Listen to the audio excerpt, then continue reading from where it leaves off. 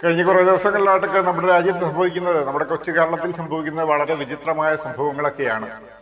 നമുക്കറിയാം, വളരെ പ്രമാദമായ ഒരു കേസിലാണ് ഗോവിന്ദസ്വാമി എന്ന് പറയുന്ന കുറ്റവാളി ജയിലിലഴികയുള്ളിൽ ആയത്. ജയിലിൽ അഴികയുള്ളിലായത് തന്നെ വളരെ ബുദ്ധിമുട്ടിയൊക്കെയാണ്. ആ സ്ഥിതിക്ക് വളരെ നിസ്സാരമായിട്ട് പുറത്തു വരാൻ കഴിയാത്ത ഒരു ജയിലിലായിരുന്നു പാർപ്പിച്ചിരുന്നത്. പക്ഷേ അതിനിസ്സാരമായി തന്നെ ഗോവിന്ദസ്വാമി എന്ന് പറയുന്ന കൊടും കുറ്റവാളി പുറത്തു വരാനുണ്ടായ സാഹചര്യമാണ് നമുക്കൊന്ന് നോക്കേണ്ടത്. ഇതിനെ പോലീസ് പിടിച്ചതിനെ കുറിച്ച് നമുക്കൊന്ന് പരിശോധിക്കണം. ഇപ്പോ ഇതിൽ ആരുടെ ഭാഗത്താണ് കുറ്റം, അല്ലെങ്കിൽ ആരുടെ ഭാഗത്താണ് സുരക്ഷാ വീഴ്ച ഉണ്ടായത്? ഗോവിന്ദസ്വാമിയുടെ ഭാഗത്താണോ, അതോ ഇനി സർക്കാർ ഉദ്യോഗസ്ഥരുടെ, ജയിലിലുള്ള ഉദ്യോഗസ്ഥരുടെ, സുരക്ഷാ ഉദ്യോഗസ്ഥരുടെ ഭാഗത്തു നിന്നാണോ എന്ന് നമുക്കൊന്ന് പരിശോധിക്കാം. അതോ ഇനി ജനങ്ങളുടെ ഭാഗത്തു നിന്നുണ്ടായ സുരക്ഷാ വീഴ്ചയാണോ സംഭവിച്ചിരിക്കുന്നത്? ഗോവിന്ദസ്വാമിയെ പോലുള്ള ഒരു കൊടും കുറ്റവാളിയെ ഇതുപോലെ വളരെ നിസ്സാരമായി പുറം ലോകത്തേക്ക് ഇറക്കി വിടാൻ കഴിയുന്ന, അല്ലെങ്കിൽ ചാടി പോകാൻ കഴിയുന്ന ഒരു തുറന്ന ജയിലിലാണോ പാർപ്പിച്ചിരുന്നത്? അല്ലെങ്കിൽ അത്ര സുരക്ഷയെ പാടുള്ളൂ ഈ കണ്ണൂർ സെൻട്രൽ ജയിലിൽ അതുപോലുള്ള കുറ്റവാളികളെ പാർപ്പിക്കാൻ? അപ്പൊ നമുക്ക് ഇതിനെക്കുറിച്ചൊക്കെ ഒന്ന് വിശദമായി സംസാരിക്കണം. എങ്കിൽ മാത്രമേ നമുക്ക് അതിന്റെ നിജസ്ഥിതികളൊക്കെ നമുക്കൊന്ന് മനസ്സിലാക്കാൻ കഴിയുകയുള്ളൂ.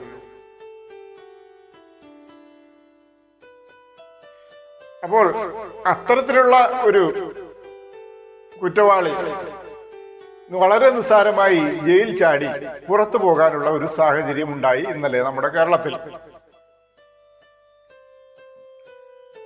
ഈ ഗോവിന്ദസ്വാമിയെ പോലുള്ള ഒരാള് അതീവ സുരക്ഷയിൽ പാർപ്പിച്ചിരിക്കുന്ന ജയിലിൽ നിന്ന് പുറത്തു ചാടിയാൽ അത് പല ഉദ്യോഗസ്ഥർക്കും അത് ബുദ്ധിമുട്ടാവും എന്നുള്ള കാര്യം നമുക്കറിയാമല്ലോ. ഇനി ജയിലിലെ സുരക്ഷാ ഉദ്യോഗസ്ഥർക്കായാലും തടവുകാർക്കായാലും ഇനി അദ്ദേഹത്തെ വിധി പറഞ്ഞ് ജയിൽ ശിക്ഷ നൽകിയ നമ്മുടെ കമാൽ പാഷ പോലുള്ള ജഡ്ജിമാർക്കായാലും അവരുടെയൊക്കെ ജീവനും ഭീഷണിയല്ലേ? അവരും ഭയപ്പെടില്ലേ? ഇനി നമ്മുടെ വിക്ടിമിന്റെ അമ്മ, ഈ ഗോവിന്ദസ്വാമി പീഡിപ്പിച്ച് കൊലപ്പെടുത്തിയ കുട്ടിയുടെ അമ്മ, അവരും ഭയപ്പെട്ടില്ലേ? ഇനി അവന്റെ അടുത്ത നീക്കം എന്താണ് എന്ന് നമുക്ക് ആർക്കും അറിയാൻ പറ്റില്ലല്ലോ. കാരണം ഇത്രയും അതീവ സുരക്ഷിതയുള്ള ഒരു ജയിലിൽ നിന്നും വളരെ നിസ്സാരമായി ഒരു പ്രതി പുറത്തു കടന്നു എന്ന് പറഞ്ഞാൽ ആ പ്രതിക്ക് എന്തും ചെയ്യാൻ ഒരു മടിയും ഉണ്ടാവില്ല എന്നുള്ളതാണ് അതിനർത്ഥം. അതുകൊണ്ട് തന്നെയാണ് ഈ ജനങ്ങൾ ഭയപ്പെടുന്നത്. കാരണം ഇതുപോലൊരു കൊടും കുറ്റവാളി പുറത്തു ചാടിയാൽ അയാളുടെ കയ്യിൽ പണം ഉണ്ടാവില്ല എന്നുള്ള ഒരു വ്യക്തമായൊരു വിഷയം തന്നെയാണ്. ആ പണം ഉണ്ടാക്കുന്നതിന് വേണ്ടി അയാൾ എന്ത് നീചമായ പ്രവൃത്തിയും ആരോടും ചെയ്യും എന്നുള്ളത് എല്ലാവർക്കും അറിയാം. അതുകൊണ്ട് നമ്മുടെ സഹോദരിമാരായാലും അല്ലെങ്കിൽ മറ്റുള്ള കൊച്ചുകുട്ടികളായാലും എല്ലാവർക്കും പേടിക്കേണ്ട ഒരു കാര്യം തന്നെയാണ്. അഥവാ ഇനി ബിസിനസ്സുകാരായാലും കടക്കാരായാലും എവിടെയാണ് ഇയാൾ ആക്രമിക്കാൻ ചെല്ലുന്നത്, അല്ലെങ്കിൽ ആരെയും ഭയമില്ലാത്ത ഇയാൾ ആരെയും ആക്രമിക്കും എന്നുള്ളത് ഒരു സത്യം തന്നെയാണ്, പണം ഉണ്ടാക്കാൻ വേണ്ടി. കാരണം ഇയാൾക്ക് രക്ഷപ്പെട്ട് എവിടെയെങ്കിലും പോകണമെങ്കിൽ തീർച്ചയായും പണത്തിന്റെ ആവശ്യമുണ്ടല്ലോ. ആ പണം ഉണ്ടാക്കാൻ എന്തും ചെയ്യും എന്നുള്ള ഒരു ഭയം എല്ലാവർക്കും ഉണ്ടാവും. അതുപോലെ ജനങ്ങളെ ആകെ പാനിക്കിലാക്കിക്കൊണ്ട് ആണ് കഴിഞ്ഞ ദിവസം കേരളം ഈ ന്യൂസ് കേട്ടുണർന്നത്. അതായത് വെളുപ്പിലെയാണ് ഇദ്ദേഹം, ഈ ഗോവിന്ദസ്വാമി ജയിൽ ചാടിയിരിക്കുന്നത്. അത് ഏകദേശം നേരം വെളുത്തതോടു കൂടി തന്നെ ജനങ്ങൾ അറിഞ്ഞു തുടങ്ങി. അപ്പോൾ കൂടുതൽ ആളുകളും പാനിക്കിലാകാനുള്ള ഒരു സാഹചര്യമാണ് ഉണ്ടായത്. പല മാധ്യമങ്ങളിലും ന്യൂസുകൾ പുറത്തു വന്നു, ഗോവിന്ദസ്വാമി ജയിൽ ചാടി എന്നുള്ള ഒരു വാർത്ത പുറത്തു വന്നു. അതോടുകൂടി ജനങ്ങൾ പാനിക്കായി എന്ന് വേണം പറയാൻ. അപ്പോൾ ഇങ്ങനെയുള്ളൊരു സാഹചര്യത്തിൽ എന്തുകൊണ്ട് ഇങ്ങനെ ഒരു സാഹചര്യം നമ്മുടെ ജയിലിൽ ഉണ്ടായി, അല്ലെങ്കിൽ ഈ ഒരു കേസിൽ ഉണ്ടായി എന്ന് നമ്മളൊന്ന് ചിന്തിച്ചാൽ, ഈ ഗോവിന്ദസ്വാമിയുടെ ഒരു പ്രത്യേകത എന്ന് പറയുമ്പോൾ അയാളുടെ ഒരു കൈ ഇല്ല എന്നുള്ള കാര്യം എല്ലാവർക്കും അറിയാം. ഒരു കൈ ഇല്ലാത്തതല്ല, ഈ റിസ്റ്റിന് അവിടെ വെച്ച് ഇവിടുന്ന് ഈ കൈത്തിണ്ട മുകളിലേക്ക് ഇല്ല, ഇവിടുന്ന് താഴേക്കേ ഉള്ളൂ. അപ്പോൾ എന്താണ് ഇതിൽ പോലീസിന് ചെയ്യാൻ പറ്റാത്തതെന്ന് നമുക്ക് ഊഹിക്കാവുന്നതേ ഉള്ളൂ. എന്താണ് ചെയ്യാൻ പറ്റാത്തത്? അയാളെ വിലങ്ങിടാൻ സാധിക്കില്ല. രണ്ട് കൈയും ചേർത്ത് വിലങ്ങിടാൻ സാധിക്കില്ല. ഈ കൈ ഊരിക്കൊണ്ട് അങ്ങ് പോകും എന്നുള്ളതാണ്. അതുകൊണ്ട് തന്നെ വിലങ്ങ് ഇടാനുള്ള സാഹചര്യം ഇല്ലാത്തത് കൊണ്ട് പോലീസിന് പേടിക്കേണ്ടിയിരിക്കുന്നു. വിലങ്ങ് വലിച്ചാൽ തന്നെ രണ്ട് കൈയും ചേർത്ത് വെക്കുന്ന വിലങ്ങ് അഥവാ പുറകെ ബാക്കിലേക്ക് ചേർത്ത് വെച്ച് കിട്ടിയാലും മുന്നിലേക്ക് വെച്ച് കിട്ടിയാലും എങ്ങനെയായാലും ഊരിക്കൊണ്ട് പോകും. അതൊരു സത്യം തന്നെയാണ്. ഇനി രണ്ടുപേരെ ചേർത്ത് വെച്ച് വേണമെങ്കിൽ വിലങ്ങിടാം, അതേ പറ്റുകയുള്ളൂ. അപ്പോൾ ഇങ്ങനെയുള്ളൊരു വ്യക്തി ജയിൽ ചാടാൻ ഇടയായാൽ, അല്ലെങ്കിൽ ജയിലിൽ തന്നെ ഇയാൾ വളരെ പ്രശ്നക്കാരനായിരുന്നു. ജയിലിനുള്ളിലെ CCTV ഒക്കെ തല്ലി തകർക്കുകയും ആഹാരത്തിന് വേണ്ടി പ്രശ്നങ്ങൾ ഉണ്ടാക്കുകയും ഒക്കെ ചെയ്തിരുന്ന ഒരാളാണ്. ഈ ഗോവിന്ദസ്വാമിയുടെ അടുത്തേക്ക് ആളുകൾക്ക് അടുക്കാൻ പറ്റാത്ത ഒരു സ്ഥിതിയൊക്കെയാണ് ഉള്ളത്. അത്രയ്ക്ക് ക്രൂരനും അത്രയ്ക്ക് ധൈര്യശാലിയും അതുപോലുള്ള കാര്യങ്ങളൊക്കെയാണെന്നാണ് പറയപ്പെടുന്നത്.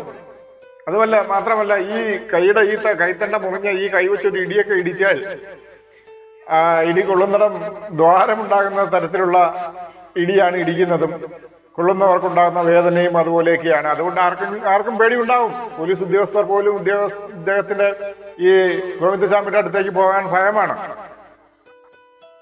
ഇതുപോലുള്ള ഒരാളാണ് ഈ ജയിൽ ചാടിയിരിക്കുന്നത്. ജയിൽ ചാടി എന്ന് പറയുമ്പോൾ ജയിൽ ബ്രേക്ക് ചെയ്തു പുറത്തു കടന്നു. ജയിൽ ബ്രേക്ക് എന്ന് പറയുമ്പോൾ നമ്മുടെ ഐഫോണൊക്കെ അതിന്റെ ലോക്ക് പൊട്ടിക്കുന്നതിന് ജയിൽ ബ്രേക്ക് എന്നാണ് പറയുന്നത്. ആ ജയിൽ ബ്രേക്ക് അല്ല ഇത് നമ്മുടെ സെൻട്രൽ ജയിലിൽ നിന്ന് പുറത്തു ചാടിയതിനാണ് ജയിൽ ബ്രേക്ക് എന്ന് പറയുന്നത്. അപ്പൊ ബ്രേക്ക് ചെയ്തു എന്ന് പറയുമ്പോൾ കമ്പി അഴികൾ കൊണ്ടുണ്ടാക്കിയ സെല്ലാണ് അയാൾ നിസ്സാരമായി വളച്ച് ഒടിച്ച് അതിൽ നിന്ന് പുറത്തു കടന്നിരിക്കുന്നത്. അതിനുള്ള സാഹചര്യം എന്ന് പറയുമ്പോൾ, ഈ കമ്പിയഴി എന്ന് പറയുമ്പോൾ കൈകൊണ്ട് പിടിച്ച് വളച്ചാൽ വളയുന്നതൊന്നും അല്ല കേട്ടോ. പണ്ട് ജയനൊക്കെ പിടിച്ച് വളയ്ക്കുന്നത് സിനിമയിലൊക്കെ നമ്മൾ കണ്ടിട്ടുണ്ട്. പക്ഷെ അതുപോലൊന്നും ഉള്ള കമ്പിയഴിയൊന്നും അല്ല ഇത്. ഒരാളോ രണ്ടുപേരോ ഒന്നും പിടിച്ച് വളച്ചാൽ വളയുന്ന തരത്തിലുള്ള കമ്പിയഴികളല്ല. ഇങ്ങനെയുള്ള ഈ കമ്പിയഴി ഇയാൾ അറുത്ത് മാറ്റിയിട്ടുണ്ട്. വളരെ ദിവസങ്ങളെടുത്ത് ആക്സാ ബ്ലേഡ് ഉപയോഗിച്ച് അറുത്ത് മാറ്റിയിട്ടുണ്ട്. എത്രയോ ദിവസങ്ങളെടുത്താണ്, മാസങ്ങളെടുത്താണ് ഈ കമ്പിയഴി അയാൾ അറുത്ത് മാറ്റിയത്. എല്ലാവരും ശ്രദ്ധിക്കേണ്ട ഒരു കാര്യം എന്ന് പറയുന്നത്, ഒരു കൈ മാത്രമേ ഉള്ളൂ ഇയാൾക്ക്.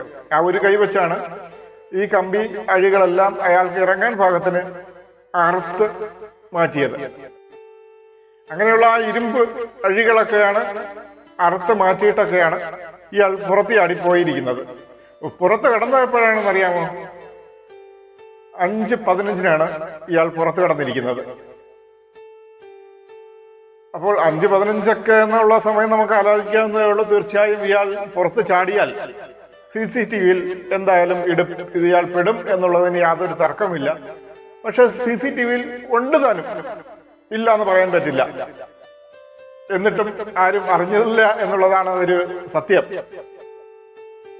അപ്പൊ CCTV എന്ന് പറയുമ്പോൾ അത് ഇലക്ട്രോണിക് ഉപകരണമാണ്. അത് ആളുകളുടെ മൂവ്മെന്റ് ഡിറ്റക്ട് ചെയ്ത് അത് റെക്കോർഡ് ചെയ്തുകൊണ്ടിരിക്കും.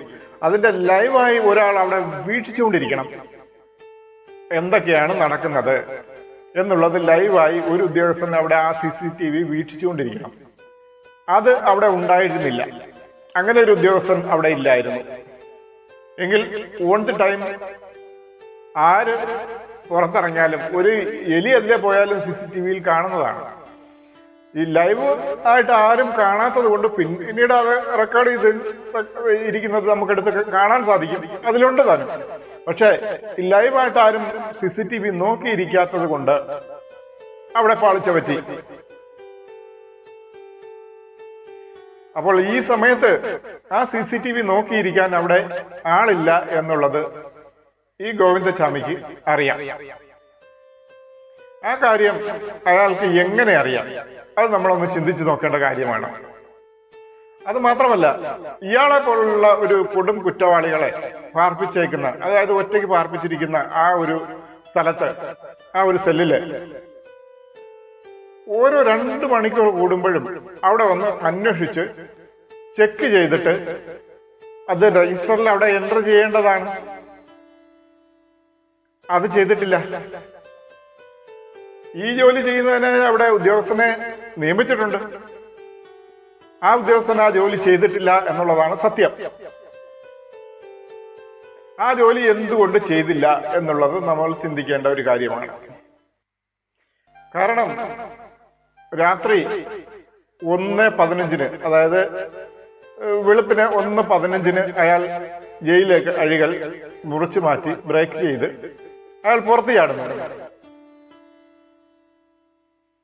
അവിടുന്നും പുറത്തു ചാടി ഇയാൾ ജയിലിന്റെ മതിലുകളെല്ലാം കടന്ന് പുറത്തു ചാടി ഒക്കെ പോയതിനു ശേഷമാണ് ഈ ജയിലധികൃതർ മനസ്സിലാക്കുന്നത് ഇയാൾ പുറത്തു ചാടി എന്നുള്ള വിവരം. അപ്പോൾ നമുക്ക് ഇതിൽ നിന്ന് മനസ്സിലാക്കാൻ കഴിയുന്നത് ആരും ഇയാളെ വാച്ച് ചെയ്യാൻ ആ സമയം വരെ ചെന്നിട്ടില്ല എന്നുള്ളതാണ്. എത്ര മണിക്കൂറായി? രാത്രി 1:15 മുതൽ വെളുപ്പിലെ 5:30 വരെ ഉള്ള സമയത്തിനിടയിൽ ആരും ഇയാളെ വാച്ച് ചെയ്യാൻ ജയിലിൽ ചെന്നില്ലേ? സുരക്ഷാ ഉദ്യോഗസ്ഥർ എവിടെ പോയിരുന്നു എന്നുള്ളതാണ് നമുക്ക് അറിയേണ്ടത്. അത് മാത്രമല്ല, ഇയാളുടേതെന്ന് പറഞ്ഞ് പുറത്തുവിട്ട, നമ്മുടെ മാധ്യമങ്ങളെല്ലാം പുറത്തുവിട്ട ഫോട്ടോഗ്രാഫ്, പല പ്രമുഖ ചാനലുകളും പുറത്തുവിട്ട ഫോട്ടോഗ്രാഫ് ഈ ഗോവിന്ദചാമിയുടേതാണ് ജയിൽ ചാടി എന്ന് പറഞ്ഞിട്ട് പുറത്തുവിട്ട ഫോട്ടോഗ്രാഫ്. അത് ഒരു കുറ്റിമുടിയും കുറ്റി താടിയൊക്കെ ഉള്ള ഒരാളുടെ പടമാണ്. ഗോവിന്ദചാമി തന്നെയാണ്, പക്ഷെ എന്നാലും ഒരു ചെറിയ കുറ്റി താടിയും കുറ്റിമുടിയും ഒക്കെ ഉള്ള ഒരാളുടെ പടമാണ് ഈ മാധ്യമങ്ങളെല്ലാം പുറത്തുവിട്ട പടം. അപ്പൊ അതിൽ നിന്ന് നമുക്ക് മനസ്സിലാക്കേണ്ടത് ഇയാളുടെ ശരിയായ ഫോട്ടോ ആണോ അത്? അല്ലല്ലോ. ഇയാൾക്ക് നല്ല രീതിക്ക് ശരിക്കും താടിയുണ്ട്, ശരിക്കും മുടി വളർത്തിയിട്ടുണ്ട്, ഇതെല്ലാം ഉണ്ട്. അതാണ് അയാളുടെ ഒറിജിനൽ രൂപം. അപ്പൊ ഈ ജയിലിനുള്ളിൽ ചില ചിട്ടവട്ടങ്ങളും പരിപാടികളും ഒക്കെ ഉണ്ട് ജയിലിൽ കിടക്കുന്നവർക്ക് എന്നുള്ള കാര്യം നമുക്കറിയാമല്ലോ. അതനുസരിച്ചല്ലേ ജയിലിലെ നിയമങ്ങളൊക്കെ ഒരുപാടില്ലേ, അതനുസരിച്ചല്ലേ കുറ്റവാളികളെ പാർപ്പിക്കാൻ പറ്റൂ, കുറ്റവാളികൾ അതനുസരിച്ചല്ലേ പോകാനും പറ്റുള്ളൂ. ഈ സിസ്റ്റങ്ങൾ എന്തെങ്കിലും അതിൽ പാലിച്ചിട്ടുണ്ടോ? ഇല്ല. ജയിലിനുള്ളിൽ ബാർബറൊക്കെ സ്ഥിരമായിട്ടുള്ളതാണ്. ജയിലിനുള്ളിൽ ബാർബറൊന്നും ഇല്ലാത്തതല്ലല്ലോ. അങ്ങനെയുള്ള ഒരു കണ്ടീഷൻ ആണെങ്കിൽ ശരി, നമുക്ക് അനുമാനിക്കാം ഇദ്ദേഹം ദാടിയും മുടിയൊക്കെ വളർത്തിയതിന് പ്രത്യേക കാരണമുണ്ട്, ബാർബർ ഇല്ലാത്തത് കൊണ്ടായിരിക്കാം. പക്ഷേ ജയിലിലെ നിയമം അനുസരിച്ച് ആർക്കെങ്കിലും ജയിൽ പുള്ളികൾക്ക് ദാടി വയ്ക്കാനുള്ള അനുവാദം കൊടുത്തിട്ടുണ്ടോ ഇന്നുവരെയായിട്ടെങ്കിലും? അല്ലെങ്കിൽ നിയമത്തിൽ പറയുന്നുണ്ടോ ദാടിയും മുടിയും നീട്ടി വളർത്താനായി? അങ്ങനെ ആരെങ്കിലും ദാടിയും മുടിയും നീട്ടി വളർത്തിയിട്ടൊക്കെ ജയിലിൽ നിന്ന് പുറത്തു വരുന്നതെന്ന് നമ്മൾ ആരും കണ്ടിട്ടുണ്ടോ? ഇല്ല. അപ്പോൾ ജയിലിനുള്ളിൽ ചില നിയമങ്ങളൊക്കെ ഉണ്ട്. മുടിയും ദാടിയും ഒന്നും നീട്ടി വളർത്താനുള്ള സാഹചര്യമില്ല, അതവിടെ അനുവദനീയവുമല്ല. ഈ കാര്യത്തിൽ ഗോവിന്ദചാമിയുടെ കാര്യത്തിൽ അതിൽ ഒരു നിയമം ഇയാൾക്ക് ബാധകമല്ലായിരുന്നു. അത് നോട്ട് ചെയ്യേണ്ട പോയിന്റാണ്. എന്തുകൊണ്ട് ഈ ഗോവിന്ദചാമിയെ പോലുള്ള ഒരു കൊടും കുറ്റവാളിക്ക് ഈ ഒരു സ്വാതന്ത്ര്യം ജയിലിനുള്ളിൽ അനുവദിച്ചു കിട്ടി? അത് നമ്മൾ അറിയേണ്ടത് തന്നെയാണ്. ഇനി മറ്റു ചില കാര്യങ്ങളും കൂടെ നമ്മളൊന്ന് നോക്കിയാൽ അയാളുടെ വസ്ത്രധാരണമാണ്. നമ്മളൊരു ആളിനെ ജയിലിലേക്ക് കൊണ്ടുപോയാൽ, അല്ലെങ്കിൽ നമ്മുടെ ഒരാളിനെ ജയിലിലേക്ക് കൊണ്ടുപോയാൽ അയാളുടെ വസ്ത്രങ്ങളൊക്കെ അവിടെ ഊരി വാങ്ങി വെച്ച് എന്നിട്ട് അവിടുന്ന് വേറെ ഡ്രസ്സാണ് ഇതുപോലുള്ള കുറ്റവാളികൾക്ക് അവിടെ ഇടാൻ കൊടുക്കുന്നത്. കാരണം ആ ഡ്രസ്സിൽ പുറത്തു വന്നാൽ ആർക്കും പെട്ടെന്ന് തിരിച്ചറിയാം ഇത് ജയിലിൽ നിന്നും വന്ന ഒരു കുറ്റവാളിയാണ് എന്നുള്ളത്. പക്ഷെ ഇവിടെ അതും സംഭവിച്ചിട്ടില്ല. ഇയാൾ ഉപയോഗിച്ചിരുന്ന ഡ്രസ്സ് എന്ന് പറയുന്നത് പാന്റും ഷർട്ടുമാണ്. ജയിലിനുള്ളിലേക്ക് ഗോവിന്ദചാമി എൻ്റർ ആയപ്പോൾ അയാളുടെ ഡ്രസ്സുകളെല്ലാം ഊരി വാങ്ങി അത് വെക്കേണ്ട സ്ഥലത്ത് വെച്ചിട്ട് ജയിലിൽ നിന്നുള്ള ഡ്രസ്സാണ് ഗോവിന്ദചാമിക്ക് കൊടുത്തിരിക്കുന്നത്. അതാണ് ഉപയോഗിക്കേണ്ടത്. ആ വേഷം ഇട്ടുകൊണ്ട് തന്നെ ജയിലിൽ കിടക്കാൻ പറ്റുകയുള്ളൂ. കാരണം ഞാൻ മുമ്പ് പറഞ്ഞതുപോലെ ഈ വേഷം ഇട്ടുകൊണ്ട് ആരെങ്കിലും ജയിൽ ചാടി പുറത്തു കടന്നാൽ അയാളെ പെട്ടെന്ന് തന്നെ നമുക്ക് പിടികൂടാൻ സാധിക്കും, ഐഡന്റിഫൈ ചെയ്യാൻ നിസ്സാരമാണ്. പക്ഷെ ഗോവിന്ദചാമിയുടെ കാര്യത്തിൽ അയാൾ പാന്റും ഷർട്ടുമാണ് ധരിച്ചിരിക്കുന്നത്. എങ്ങനെ സംഭവിച്ചു ഇത്? അതും നമുക്കറിയേണ്ട ഒരു കാര്യമാണ്. അപ്പോൾ ഇതുപോലുള്ള സെക്യൂരിറ്റി വീഴ്ചകളല്ല ഇനിയുമുണ്ട്. ഈ ഗോവിന്ദസ്വാമിക്ക് ജയിലിനുള്ളിൽ കഴിയുമ്പോൾ, ജയിലിനുള്ളിൽ അകത്ത് കിടക്കുമ്പോൾ ഈ ജയിലഴികൾ മുറിക്കുവാനുള്ള ആക്സ ബ്ലേഡുകൾ എവിടുന്നാണ് ഇയാൾക്ക് കിട്ടിയത്? ജയിൽ പുള്ളികൾക്ക് ആർക്കെങ്കിലും സപ്ലൈ ചെയ്യുന്നുണ്ടോ ഈ ആക്സ ബ്ലേഡ് എന്ന് പറയുന്നത്? ഈ ഒരു സാധനം മാരകായുധത്തിൽ പെടുന്നതല്ലേ? അങ്ങനെയുള്ള ആയുധങ്ങൾ എന്തെങ്കിലും ജയിൽ പുള്ളികൾക്ക് ജയിലിനുള്ളിൽ കൊടുക്കാനുള്ള അധികാരമുണ്ടോ? ഇതൊക്കെ സുരക്ഷാ ഉദ്യോഗസ്ഥർ ചെക്ക് ചെയ്യുന്നില്ലായിരുന്നു. എങ്ങനെ ഇയാൾക്ക് ഈ ആക്സ ബ്ലേഡ് കിട്ടി? ഇനി സഹതടവുകാരെങ്കിലും കൊണ്ടുവന്ന് കൊടുത്തതാണെങ്കിൽ അവർക്ക് എവിടെ നിന്ന് കിട്ടി? ഇനി ജയിലിനുള്ളിൽ ചില മെയിൻ്റനൻസ് ഡിപ്പാർട്ട്മെന്റുകളൊക്കെ ഉണ്ട്, വർക്ക് ചെയ്യുന്നുണ്ട്. അവിടുന്ന് എടുത്താൽ തന്നെയും അവിടെ എന്തുകൊണ്ട് സെക്യൂരിറ്റി ഇല്ലായിരുന്നു? ഈ തടവുള്ളികൾക്ക് നിസ്സാരമായി കയറി ഇറങ്ങി എന്ത് സാധനവും ആയുധങ്ങൾ എടുത്തുകൊണ്ട് പോകാൻ പറ്റിയ ഒരിടമാണോ അതിനുള്ളിലെ മെയിൻ്റനൻസ് റൂം എന്ന് പറയുന്നത്? അവിടുന്ന് എങ്ങനെ ഇദ്ദേഹം, ഈ ഗോവിന്ദസ്വാമി, ഈ ബ്ലേഡുകൾ കരസ്ഥമാക്കി? അത് ഒന്ന് രണ്ട് ബ്ലേഡുകളൊന്നുമല്ല, മാസങ്ങളെടുത്താണ് ഈ ഇരുമ്പഴികൾ അറുത്തു മാറ്റിയിരിക്കുന്നത്. അപ്പോ അതും നമുക്ക് അറിയേണ്ട കാര്യം തന്നെയാണ്. അത് അതുപോലുള്ള സാധനങ്ങൾ കയ്യിൽ കിട്ടിയിരിക്കുന്നത് ഒന്നുകിൽ സഹതടവുകാർ അല്ലെങ്കിൽ പുറത്തുനിന്ന് കിട്ടണം.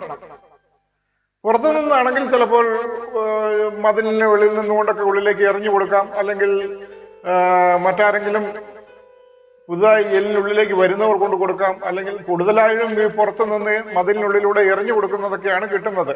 അതിന് മതിലിന്റെ വെളിയിൽ നിന്നുകൊണ്ട് ആളുകൾ കഞ്ചാവ്, മദ്യക്കുപ്പിയൊക്കെ ജയിലിനുള്ളിലേക്ക് എറിഞ്ഞു കൊടുക്കാറുണ്ട്. ഇതുപോലുള്ള സാധനങ്ങൾ പിടികൂടി ധാരാളമായി ജയിലുകളിൽ വയ്ക്കാറുമുണ്ട്. ഇതൊക്കെ നേരത്തെ തന്നെ ഈ സുരക്ഷാ ഉദ്യോഗസ്ഥർക്ക് ഇതെല്ലാം ക്ലിയറായി അറിയാവുന്നത് തന്നെയാണ്. പുറത്തു നിന്ന് വരുന്ന ഇതുപോലുള്ള സാധനങ്ങൾ ഇവരുടെ കയ്യിൽ കിട്ടിയിട്ടുണ്ട്. ഈ പോലീസ് ഉദ്യോഗസ്ഥരെല്ലാം അത് എടുത്തുകൊണ്ടുപോയി സൂക്ഷിച്ചു വെച്ചിട്ടുണ്ട്. സിം കാർഡ് ഉൾപ്പെടെ, മൊബൈൽ ഫോൺ ഉൾപ്പെടെ ഇപ്പുറത്തു നിന്ന് ഉള്ളിലേക്ക് കിട്ടിയിട്ടുണ്ട്.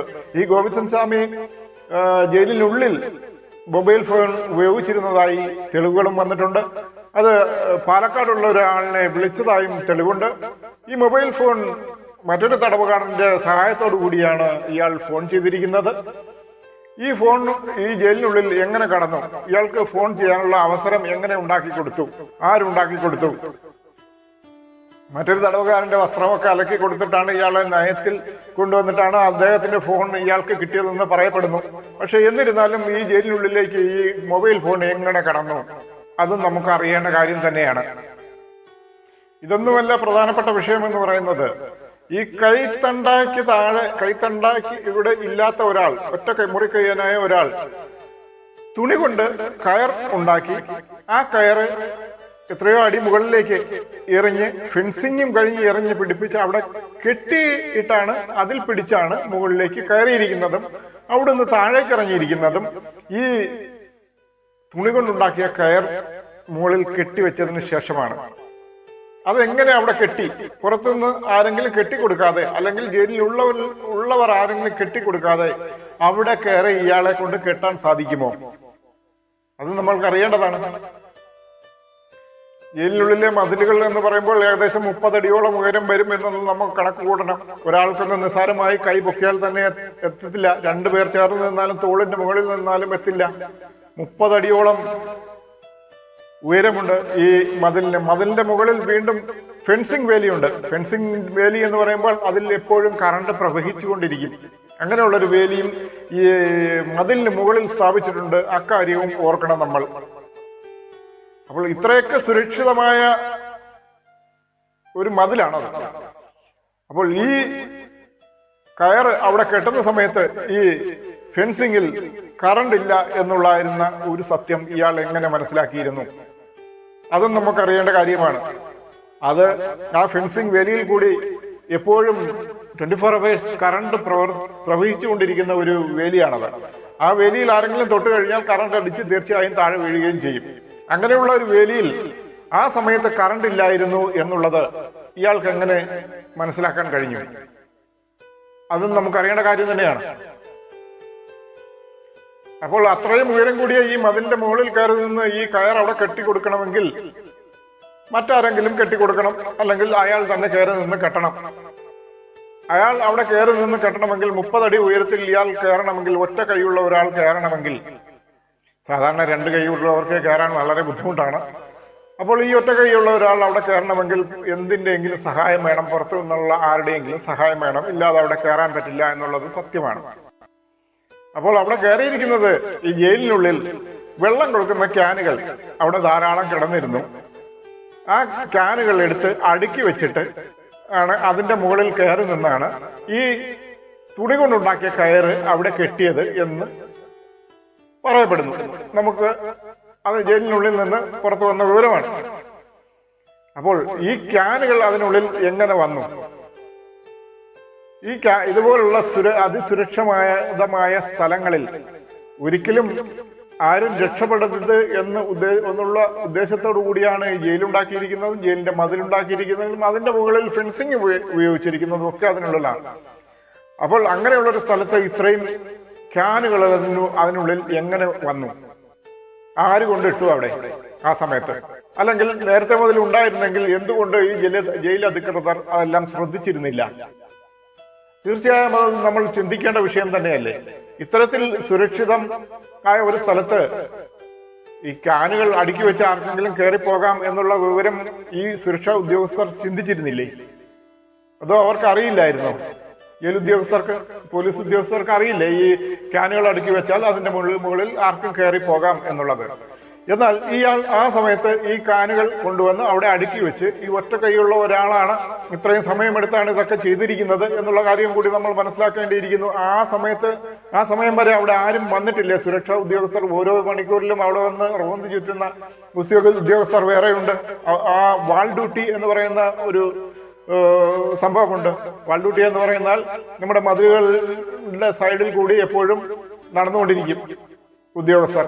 ആ വാൾ ഡ്യൂട്ടിയുള്ള ഉദ്യോഗസ്ഥൻ അവിടെ വന്നിരുന്നില്ലേ? എത്ര സമയമെടുത്തായിരിക്കും ഇയാൾ ഈ ക്യാനുകൾ അവിടെ കൊണ്ടുവച്ച് അടുക്കി വെച്ച് അതിന്റെ മുകളിൽ കയറ് കൊണ്ട് കയറി കയറും കെട്ടി ഇട്ടൊക്കെ കയറിൽ പിടിച്ച് കയറി കയറിൽ തിരിച്ചപ്പുറത്തിട്ട് കയറ് അതിൽ തൂങ്ങി താഴെ ഇറങ്ങിയിരിക്കുന്നത്? നമുക്ക് സാധാരണ ഒരാൾക്ക് ചിന്തിക്കേണ്ട ഒരു കാര്യം തന്നെയാണ് ഇതൊക്കെ.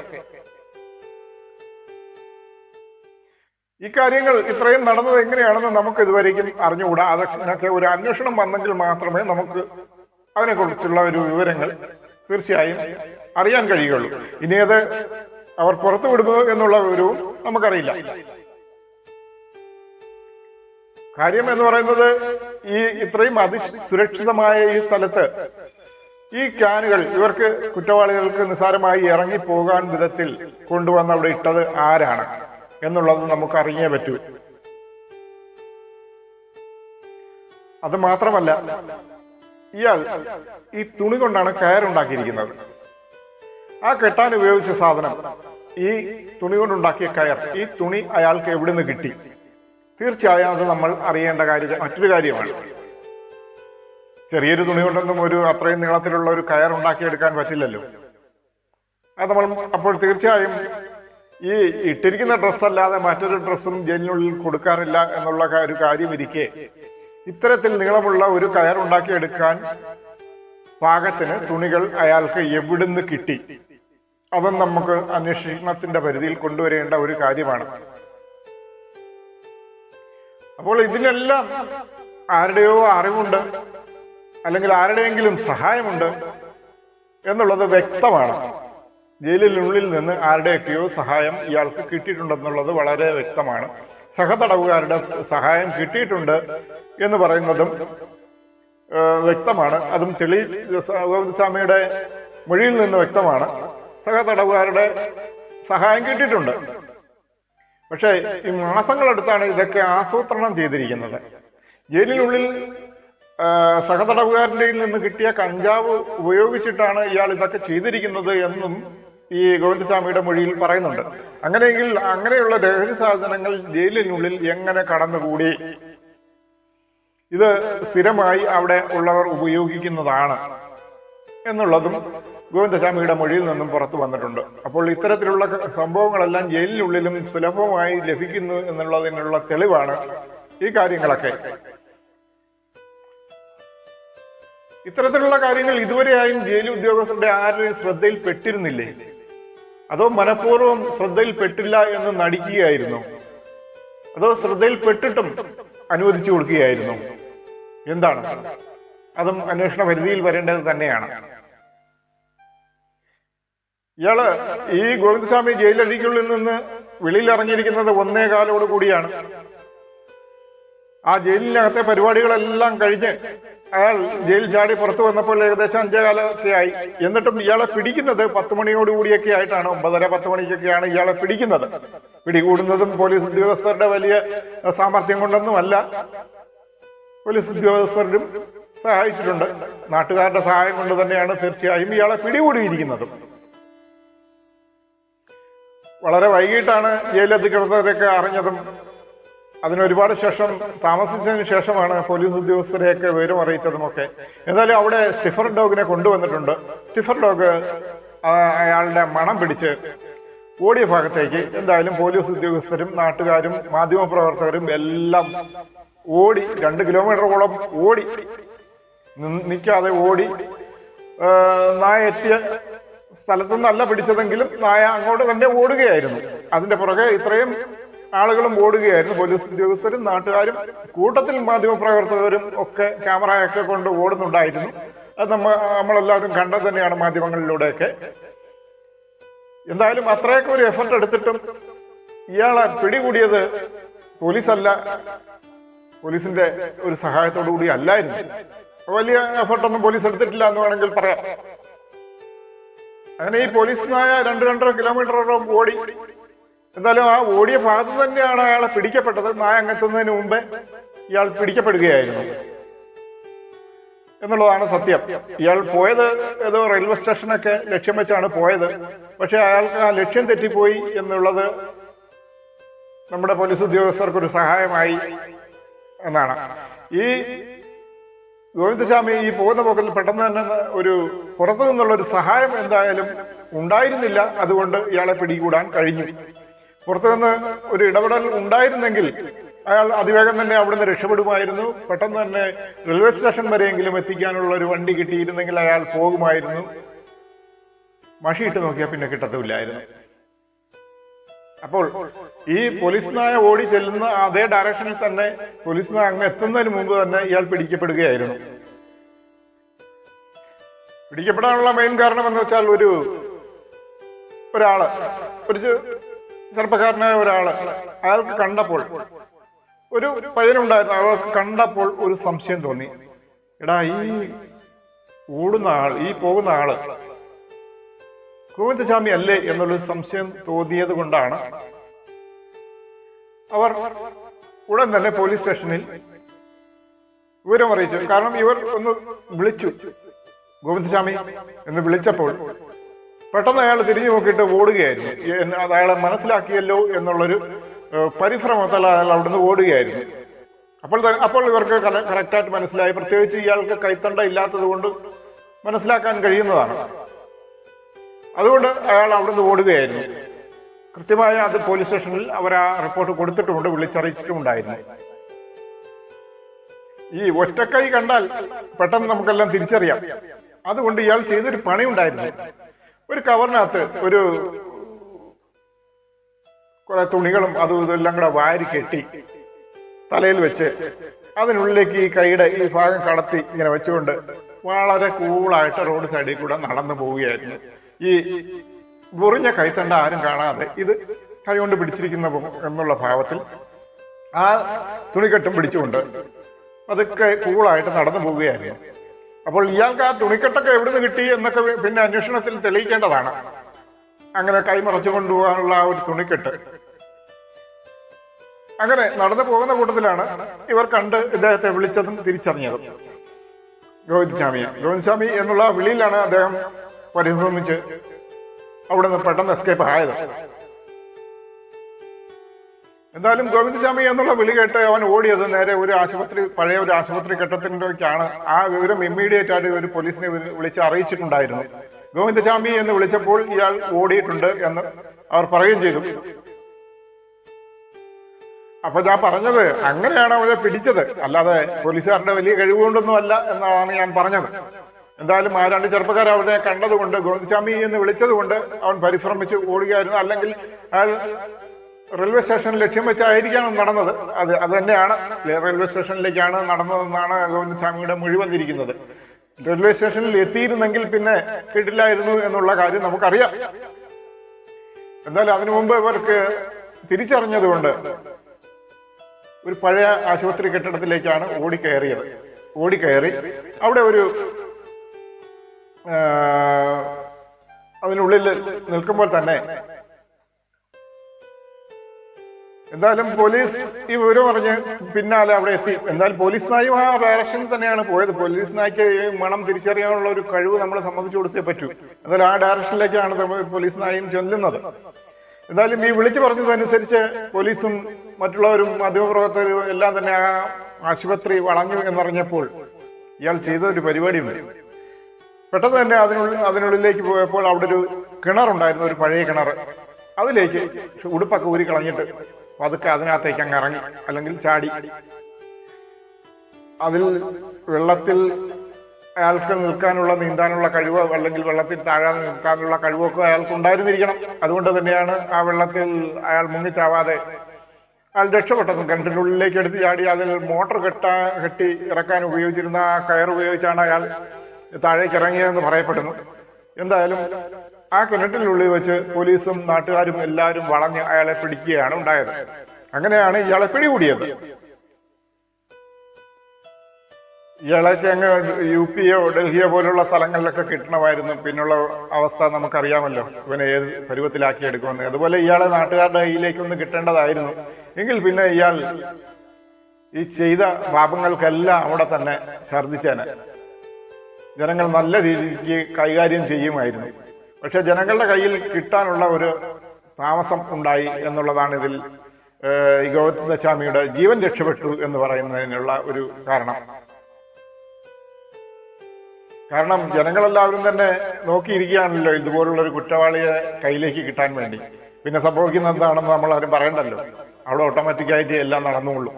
അങ്ങനെയാണ് സംഭവിക്കേണ്ടത്. പക്ഷെ അയാളുടെ ഭാഗ്യം കൊണ്ട് ജീവൻ രക്ഷപ്പെട്ടു എന്ന് വേണമെങ്കിൽ നമുക്ക് പറയാം. അപ്പോൾ ഇങ്ങനെയുള്ള ഗോവിന്ദസ്വാമിമാർ പലരുമുണ്ട്. ഇവർക്കെല്ലാം ഇതുപോലുള്ള ജയിലിനുള്ളിൽ ഇതുപോലുള്ള VIP പരിഗണനയാണ് ലഭിക്കുന്നതെന്ന് നമുക്ക് മനസ്സിലായി. ഗോവിന്ദസ്വാമിയോട് പോലീസ് ചോദിച്ചപ്പോൾ അയാൾക്ക് പരോൾ അനുവദിക്കുന്നില്ല, അതുകൊണ്ടാണ് പുറത്തേക്ക് ചാടിയതെന്നാണ് മൊഴി പറയുന്നത്. അതെന്ത് തന്നെ ആയാലും ഇയാൾക്ക് പുറത്തു വരാനുണ്ടായിരുന്ന ഒരു അന്വേഷണത്തിൽ 3-4 ഉദ്യോഗസ്ഥരെ അവിടെ സസ്പെൻഡ് ചെയ്തിട്ടുണ്ട്. ആ സസ്പെൻഡ് ചെയ്തത് കൊണ്ടൊന്നും കാര്യമായില്ല. ഇതിൽ കാര്യമായ ഒരു അന്വേഷണം നടത്തി എന്താണ് അവിടെ സുരക്ഷാ വീഴ്ച സംഭവിച്ചിരിക്കുന്നതെന്ന് സർക്കാർ അന്വേഷിച്ച് ജനങ്ങളെ അറിയിച്ചേ തന്നെ മതിയാവുകയുള്ളൂ. എങ്കിൽ മാത്രമേ ഇതുപോലുള്ള കുറ്റവാളികളെ പാർപ്പിക്കുന്ന സ്ഥലങ്ങളിൽ അതീവ സുരക്ഷ വേണ്ടതാണ്. ഇനിയിപ്പോ ഗോവിന്ദസ്വാമിയെ ഈ കണ്ണൂർ സെൻട്രൽ ജയിലിൽ നിന്ന് മാറ്റി വിയൂർ ജയിലിലേക്ക് കൊണ്ടുപോകുമെന്നാണ് പറയപ്പെടുന്നത്. വിയൂർ ജയിലിലാകട്ടെ അതീവ സുരക്ഷിതത്വമുള്ള ജയിൽ തന്നെയാണ്. വലിയ മതിലുകളും 500 പേരെ പാർപ്പിക്കാനുള്ള സൗകര്യം അവിടെയുണ്ട്. അവിടെ ഇപ്പോൾ ഏകദേശം ഒരു 150ഓളം തടവുകാർ മാത്രമേ അവിടെ ഉള്ളൂ എന്നാണ് പറയപ്പെടുന്നത്. ഒരാളെ ഒരു സെല്ലിൽ മാത്രമാണ് അവിടെ പാർപ്പിക്കുന്നത്. അതിൽ നിന്ന് പുറത്തേക്ക് ഇറങ്ങാനുള്ള സംവിധാനം അവിടെ കൊടുക്കുന്നില്ല എന്നാണ് പറയപ്പെടുന്നത്. സെല്ലിനുള്ളിൽ അടച്ചാൽ പിന്നെ പുറത്തേക്ക് വരുന്നില്ല. ബാത്റൂം എല്ലാം അതിനുള്ളിൽ അറ്റാച്ച്ഡ് ആണ്. അതുകൊണ്ട് തന്നെ പുറത്തേക്ക് വരേണ്ട ഒരു സാഹചര്യവും ഉണ്ടാകുന്നില്ല. ഭക്ഷണം അവിടെ ജയിലിനുള്ളിലേക്ക് കൊണ്ടു കൊടുക്കുകയാണ് ചെയ്യുന്നത്. അതുകൊണ്ട് ഒരിക്കലും പുറത്തേക്ക് വരാനുള്ള ഒരു സംവിധാനം വിയൂർ ജയിലിൽ ഇല്ല എന്നാണ് പറയപ്പെടുന്നത്. എന്തായാലും ആ ജയിലിലേക്കാണ് ഇനി ഈ ഗോവിന്ദസ്വാമിയെ മാറ്റാൻ പോകുന്നത്. പുറം ലോകം ഇനി കാണില്ല എന്നുള്ളത് ഉറപ്പായി. ഇനി ആ ജയിലിലും സുരക്ഷാ വീഴ്ച ഉണ്ടോ എന്ന് നമുക്ക് ഇനി കണ്ടറിയണം. എന്തായാലും ഇവന്മാരെ പോലെയുള്ള കൊടും കുറ്റവാളികളെ തൂക്കുകയറിൽ നിന്ന് രക്ഷപ്പെടുത്തിയത് നമ്മുടെ ആളൂരാണ്. ആളൂർ മരണപ്പെട്ടു. എന്തായാലും കോടതിയിൽ ഇയാളുടെ വധശിക്ഷ കൃത്യമായി വിധിച്ചതാണ്. അത് അപ്പീൽ പോയപ്പോൾ അവിടെ നമ്മുടെ ഉദ്യോഗസ്ഥർക്ക് ഇയാളുടെ കുറ്റം അവിടെ തെളിയിക്കാനുള്ള ശേഷി ഇല്ലാതെ പോയി. അതുകൊണ്ടാണ് ഇയാൾ ചെയ്ത കുറ്റം അവിടെ തെളിഞ്ഞിരുന്നെങ്കിൽ കോടതിക്കും പോലീസിനും മറ്റുള്ള ജനങ്ങൾക്കും എല്ലാം അറിയാമെന്നാണ്. സംശയാതീതമായി തെളിയിക്കപ്പെട്ട കുറ്റമാണ്, കൊലക്കയർ വിധിച്ചതുമാണ്. അപ്പീൽ പോയപ്പോൾ അവിടെ നമ്മുടെ ഉദ്യോഗസ്ഥർക്ക് തെളിയിക്കാനുള്ളൊരു സാഹചര്യം അവിടെ ഉണ്ടായില്ല. അതുകൊണ്ട് കൊലക്കയറിൽ നിന്ന് ഇയാൾ രക്ഷപ്പെട്ടു. അയാളെ ഇനി നമ്മുടെ ചെലവിൽ തീറ്റിപ്പോറ്റണം. എത്ര കാലം ഇവന്മാരെയൊക്കെ നമ്മൾ ഇതുപോലെ തീറ്റിപ്പോറ്റും? നമ്മൾ നമ്മുടെ കൊച്ചു കുട്ടികൾക്ക്, നമ്മുടെ സ്കൂളിൽ പോകുന്ന കുട്ടികൾക്ക് വെറും കഞ്ഞിയും പയറും ഉപ്പുമാവും ആണ് കൊടുക്കുന്നത്. ഇവന്മാർക്ക് ജയിലിൽ കൊടുക്കുന്നതോ സമീകൃതാഹാരം, മട്ടൺ, ബീഫ്, ഇനി അതുപോലുള്ള മറ്റുള്ള എല്ലാ ആഹാരങ്ങളും നല്ല രീതിക്ക് എന്ത് ഇഷ്ടമാണോ അവിടെ കഴിക്കാം. ഇവർക്ക് സുഖമായി സുഖഭക്ഷണവും കഴിച്ച് സുഖമായി ഉറങ്ങാം. നമ്മുടെ കുട്ടികൾക്ക് കൊടുക്കുന്നത് വെറും കഞ്ഞിയും പയറും, പഠിച്ചു വരേണ്ട കുട്ടികൾക്ക്. അപ്പോൾ അങ്ങനെയുള്ള ഒരു സാഹചര്യമാണ് നമ്മുടെ ജയിലുകളിലൊക്കെ നടന്നു വരുന്നതെന്നാണ് ഞാൻ പറഞ്ഞതിന്റെ അർത്ഥം ആക്കുന്നത്. എന്തായാലും യുവന്മാരെ പോലുള്ളവരെ തീറ്റിപ്പോറ്റാതെ വേഗം തന്നെ ശിക്ഷാ നടപടികൾ നടപ്പിലാക്കേണ്ടതാണ്. ഈ ഇവന്മാരെ പോലുള്ളവർക്ക് വേണ്ടി അപ്പീൽ പോകുന്നവന്മാരെ വേണം ആദ്യം തല്ലിക്കൊല്ലാൻ. സംശയാതീതമായി തെളിയിക്കപ്പെട്ട കേസാണ് വീണ്ടും അപ്പീൽ പോയപ്പോൾ അതിൽ കുറ്റം ചെയ്തിട്ടില്ല എന്ന് തെളിയുന്നത്. എന്തായാലും ഒരു ശിക്ഷ മാത്രമേ ആകാവൂ. ആ ശിക്ഷ വിധിക്കുമ്പോൾ തന്നെ അത് നടപ്പിലാക്കുകയും വേണം. ഇല്ലെങ്കിൽ ഇനിയും ഗോവിന്ദസ്വാമിമാർ ധാരാളം നമ്മുടെ കേരളത്തിൽ അല്ലെങ്കിൽ നമ്മുടെ ഇന്ത്യയിൽ ഉണ്ടാവും എന്നുള്ളതിന് യാതൊരു വിധ സംശയവുമില്ല. ഈ ഗോവിന്ദസ്വാമി എന്തായാലും ഈ ജയിൽ ചാടിയത് ഇൻസ്പിറേഷനായി ഇനിയും മറ്റുള്ള തടവുകാരും ജയിൽ ചാടാനുള്ള ഒരു പ്രവണത കാണിക്കും എന്നും നമുക്ക് സംശയിക്കപ്പെടേണ്ടിയിരിക്കുന്നു. എന്തായാലും ഗോവിന്ദസ്വാമിക്ക് ഒരു തൂക്കുകയർ തന്നെ കിട്ടട്ടെ. ഇനി ഇതിന്റെ പേരിൽ എന്ത് ശിക്ഷയാണ് ഇനി കൊടുക്കാൻ പോകുന്നത് എന്നും നമുക്ക് അറിയണം. എന്തായാലും ശിക്ഷയ്ക്ക് വിധിക്കപ്പെട്ട് കഴിഞ്ഞിരിക്കുകയാണല്ലോ. ഇനി എന്ത് ശിക്ഷ ഇതിന്റെ മുകളിൽ കൊടുക്കും? ഇനി പഴയതെല്ലാം മായ്ച്ചു കളഞ്ഞിട്ട് എല്ലാം ഡിലീറ്റ് ആക്കി കളഞ്ഞിട്ട് പുതിയതായിട്ട് കേസ് രജിസ്റ്റർ ചെയ്യുമോ എന്നും അറിയില്ല. എന്തായാലും ഇതുപോലുള്ള ഗോവിന്ദസ്വാമിമാർ ഇനി ഉണ്ടാവാതിരിക്കട്ടെ എന്ന് നമുക്ക് ആശ്വസിക്കാം. നമസ്കാരം.